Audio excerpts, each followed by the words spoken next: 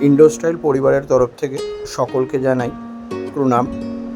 আমরা আগের দিন এই আমাদের দাসপাড়া মুচিবাজার প্রজেক্টের প্রথম পার্টের একটি বেডরুম আপনাদের সাথে শেয়ার করেছিলাম। আজ তার সেকেন্ড পার্টটি আপনাদের সাথে শেয়ার করছি। এটি ওনার ছেলের বেডরুম। এই বেডরুমটিতে আমরা বেশ কিছু নতুনত্ব মালের ইউজ করেছি। মেটেরিয়ালগুলোর মধ্যে যেমন হলো গিয়ে ভিনিয়ার উইথ পিউ পলিশ আমরা করেছি এটার মধ্যে। তার সাথে মাদার অফ পার্লের কিছু টাচ দেওয়া আছে ওয়ার্ড্রোবের পাল্লায় এবং বেডেতে। তার সাথে সাথে আমরা টিভি ইউনিটেতে স্যান্ডস্টোনের ইউজ করেছি। স্যান্ডস্টোনের মধ্যে হাইলাইটার, নর্মাল স্যান্ডস্টোন নয় এটি।